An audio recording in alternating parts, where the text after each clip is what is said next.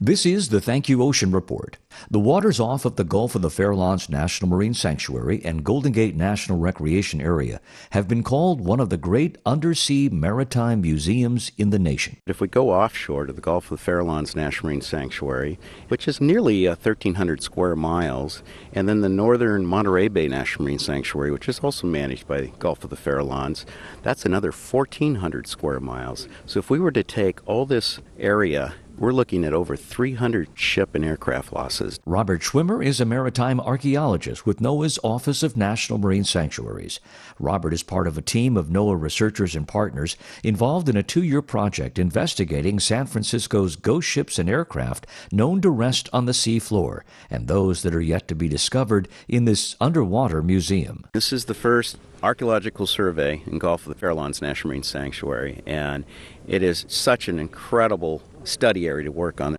There's so much history, cultural history, Native American sites, shipwrecks of exploration, to even the modern events where one particular shipwreck, the Jacob Luckenbach, was responsible for the San Mateo mystery oil spills that killed tens of thousands of birds. We were able to identify that shipwreck. Sometimes it's not the pretty history scene of what we want to convey, but it's awareness of the environment and protecting. And the beauty of shipwrecks, they're mysterious. They connect people to human stories. And we also connect people to the oceans and national marine sanctuaries and why they're important.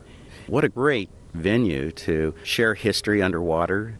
There's so many stories to be told. Each time the NOAA team goes out on one of these expeditions, they usually spend several days at sea discovering shipwrecks and aircraft which tell us a great deal about this country's past. We are a seafaring nation. We learn about the ships that have gone down, the people aboard them, maybe the cargoes that are left behind or personal items. In some of the shipwrecks that we explored on this particular expedition, there was loss of life. So we're also looking at the resting place grave sites of those less fortunate. Researchers are finding shipwrecks dating back hundreds of years. If we were to look at the bigger picture here of the 300 reported shipwrecks and aircraft, the earliest reported San Augustine, 1595, off Drake's Bay.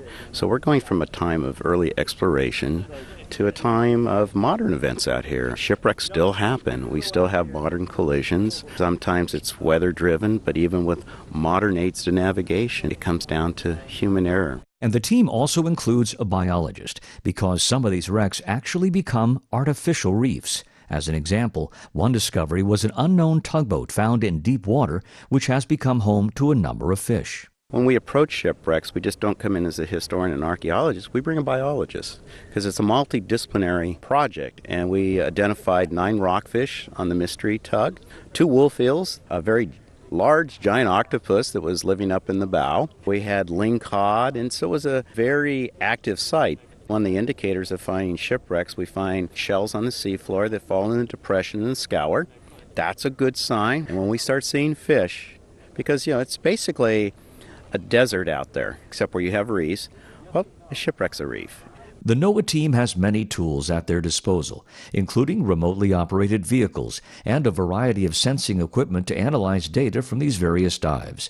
Reports will be written and incredible photos and videos are being taken so we can all share in this evolving story of maritime discovery and human history. My thanks to Robert Schwimmer. And here's your Thank You Ocean everyday action. You can explore shipwrecks online by visiting this website. I'm Jerry Kay.